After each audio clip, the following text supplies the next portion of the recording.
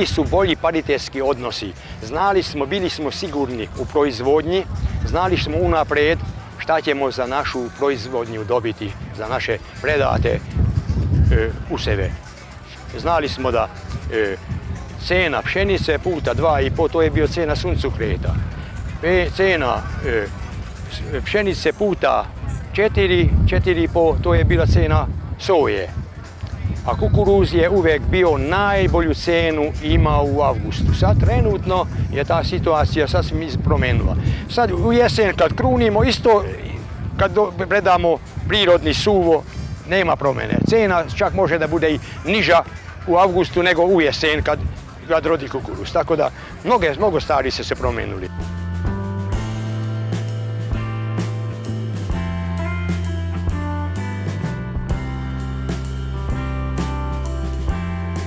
Ja mislim da bi trebalo da pomaže, ali ne pomaže.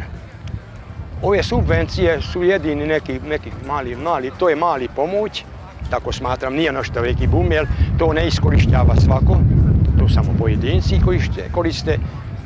I ja smatram da bi trebalo opet da se uvedu zaštitne cene poljoprivrednih proizvoda, čak i stočnoga fonda. Mislim, sad su počeli ove mesnate bikove da tove se i ljudi sad ne znaju da prodaju. Treba Turcima, sad na kraju kad su bikovi gotovi, sad ne treba. Sad nikome ne treba. A domaćini ne znaju šta da rade. Već koji ima 60 komada po 800 kilaša i jednostavno već ne zna gdje da ih hrani.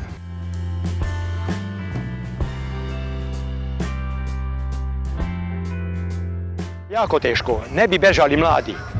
Čak ima u Bečaju takvih koji imaju 50 jutara pa su otišli u Nemačku. Ne jedan, nego više njih. U Nemačku, Austriju, Mađarsku otišli da rade. Jer ne može da školuju svoju decu. Jer fakultetski obrazovanje danas jako puno košta. Samo ako ode da iznajmi stan i troškovi mjesečno, boga mi, do 300 evra, 350 evra koštaju. I to, kad mi računamo koliko dobijemo sad trenutno za 10 tona kukuruza, 160.000, to je jako malo. I ne može svako da bude veliki proizvođač. Ne može da bude svako naslednik velike površine, čak ne može da bude ni kao što, na primjer, ovi državni imanja kako su prošli za tepšiju riba su otkupljeni, to ne može svako da radi. Tako da nekako mi moramo da laviramo, da se snađemo i da ne izgubimo nadu. Nada će nas da drži i dalje.